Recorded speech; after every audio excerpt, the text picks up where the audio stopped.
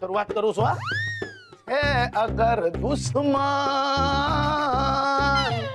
છે અગર દુશ્મન જમાના ગમ નથી કોઈ આવે કોઈ હમ કિસી સે કમ નથી લ્યા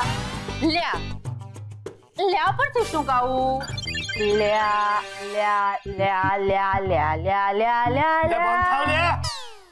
લ્યા માંડ્યું છે તમારે હ પરથી ગાવાનું છે લ્યા પાછું લ્યા આપ્યું.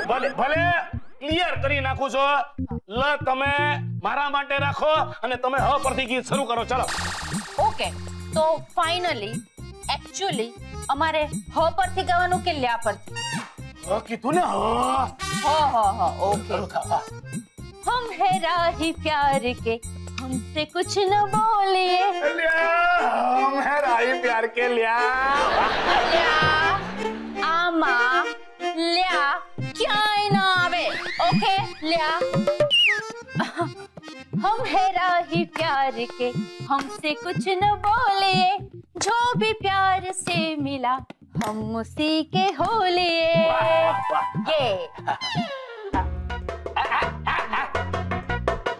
ये हाथ नहीं हथौड़ा है जो नड़ा उसको फोड़ा है संभाल के रहना मेरे बीड़ू किसी को नहीं छोड़ा है.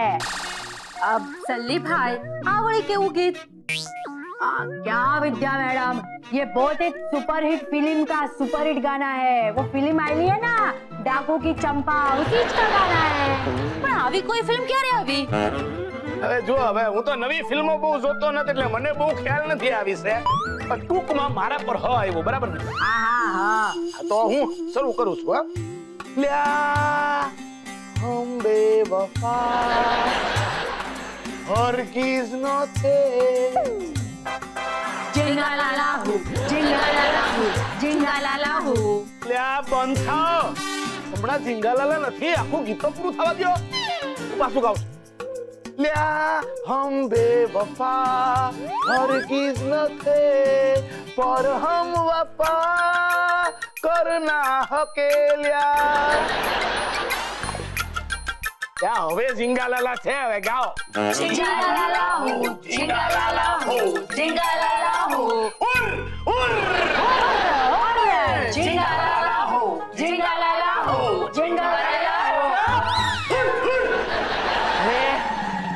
ચૂપ થઈ જાઓ બધા એકદમ ચૂપ. અને આ શું તમાશો માંડ્યો છે અને આ જીગાનો લાલો કોણ છે આ જીગાનો લાલો હા? ચૂપ એકદમ ચૂપ થઈ જા. અને આ શું કરે નીચે રાખે ને. अबे टूटे हुए टूथब्रश सली भाई जिधर होता है ना हुकूमत सिर्फ उसी की चलती है. अपन को कोई हुक्म नहीं दे सकता. हुक्म दे सकता है तो सिर्फ एक ही आदमी वो है सली भाई खुद समझा. અરે એ આખી ભાખરી બંધ કર તારી આ દાદાગીરી. અને આ સલ્લીભાઈ છે ને તેલ વેચવા ગયો. સલી ભાઈ બિંદાસ કરો દાદાગીરી. હું પણ જોઉં છું કે તમને કોણ રોકે છે દાદાગીરી કરતા. ફિલ્મ સ્ટાર વિજય એક ગુંડાને સપોર્ટ કરે છે. એમાં એવું છે ને કે સલ્લીભાઈ મારી નેક્સ્ટ ફિલ્મના ફાઇનાન્સર છે. હું સપોર્ટ કરું છું આ સલ્લીભાઈ ને. અરે વાહ તમે પણ કોઈ ફિલ્મ બનાવો છો? લ્યા ના હવે ફિલ્મ નથી બનાવતો. હું સલ્લીભાઈ ને હું કામ સપોર્ટ કરું ખબર છે? કારણ કે સલ્લીભાઈ માં જીગર છે જીગર. ને આજકાલ છે ને આ દુનિયામાં જીગર વાળા લોકો બહુ ઓછા જોવા મળે. સલ્લીભાઈ તું મેરે में दम है दम. આ જીગરે ને દમે તો મારા નાકમાં દમ કરી નાખ્યો છે. देख लिया बे ढक्कन. अभी तू चाहे ना तो भी अपन से वो पेंडालुलुम नहीं ले सकता है क्योंकि अपन के पास पावर है फाइनेंस है जिगर है दम है पैसा है. तेरे पास क्या है बोल? मेरे पास મારી પાસે શું છે? बोल तेरे पास पता है क्या है? बाबा जी का ठुल्लू. एक मिनट मेरे पास बुद्धि है बुद्धि और जिनकी मदद से मैंने पेंडुलम बनाया है. बुद्धि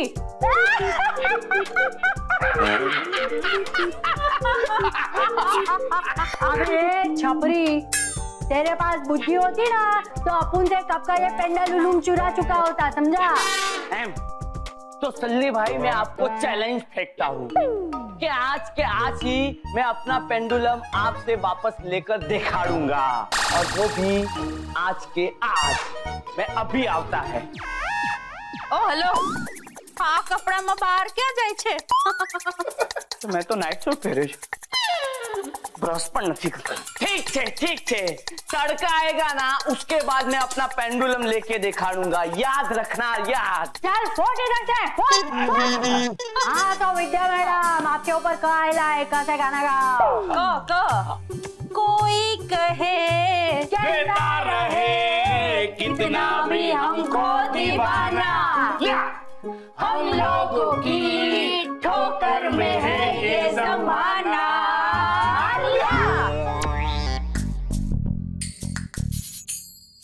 તો દેશની પ્રગતિ ત્યારે જ થશે જ્યારે ગરીબી દૂર થશે, અને ગરીબી ત્યારે જ દૂર થશે જ્યારે કોઈ મંત્રી એ ગરીબીને દૂર કરવાનો પ્રયત્ન કરશે।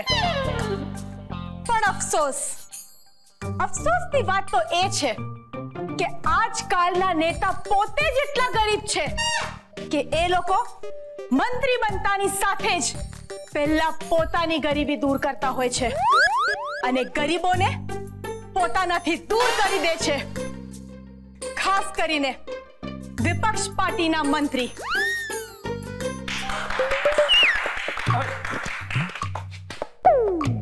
मैडम बंद करो તમારું આ ગરીબી હટાવો ભાષણ।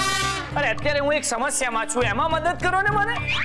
મને તારી સમસ્યા ખબર છે અને એ વિશે હું જરૂર કંઈક કરીશ, એ મારું વચન છે, પણ મારા ભાષણને આમ તમે વચ્ચે અટકાવી નહીં શકો।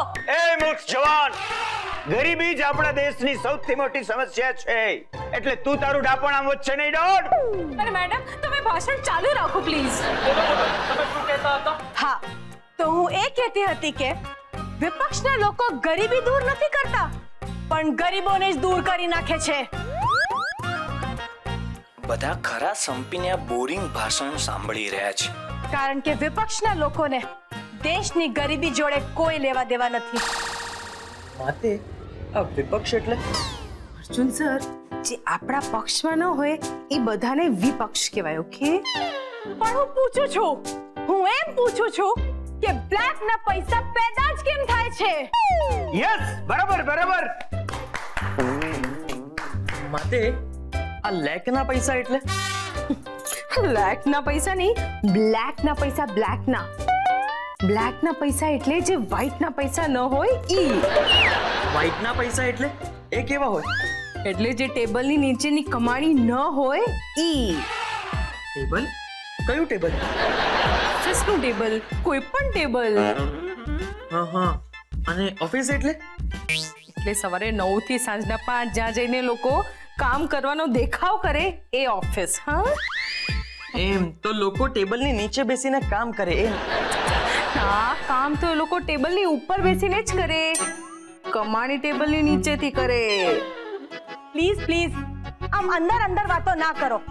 હમણાં હું ભાષણ આપી રહી છું તો મારી વાત સાંભળો। તમારું બધું કન્ફ્યુઝન તમે પછી દૂર કરજો। હા, તો મારું ભાષણ પૂરું કરતા પહેલા હું વિનંતી કરું છું કે તમે બધા મને વોટ આપો। હું બ્લેકના પૈસાની ધરપકડ કરીશ, આ મારો દાવો છે। ઓહો, આ સૌ અત્યારે જેમ ગરીબી વિરુદ્ધનું ભાષણ ધ્યાનથી અને સમથી સાંભળે છે ને, તેમ દિશા વિરુદ્ધ પણ એક થઈ જવા જોઈએ। કંઈક કરીને પણ આ બધાને સમજાવવું જોઈએ કે અત્યારે ખતરો દિશાથી છે। સાંભળો, એક ઇમરજન્સી પ્રોબ્લેમ આવી ગયો છે। જુઓ ભાઈઓ અને બહેનો, મેડમનું ભાષણ પૂરું થઈ ગયું છે, હવે મારી વાત પ્લીઝ ધ્યાનથી સાંભળો। આપણા દેશ ઉપર છે ને એક ભયંકર સમસ્યા આવી ચડી છે। એક દેશદ્રોહી આપણા દેશમાં ઘૂસી આવ્યો છે। દેશદ્રોહી? હા જનરલ સાહેબ, દેશદ્રોહી। અને એ દેશદ્રોહી પાસે એક વિચિત્ર હથિયાર છે, જેનાથી આપણા દેશના લોકોને એક પછી એક સંમોહનમાં એટલે કે હિપ્નોટિઝમમાં ફસાવીને પોતાની કઠપુતલી બનાવી રહ્યો છે। ઓહ, એટલે કે એ સલ્લીભાઈ પેલા પેન્ડ્યુલમ થી લોકોને હિપ્નોટાઇઝ કરે છે? હા મેડમ, એક મિનિટ મેડમ, જુઓ તમને બતાવો. આ જુઓ, આ છે દેશદ્રોહીનો ફોટો. તમે લોકો પણ ધ્યાનથી જુઓ.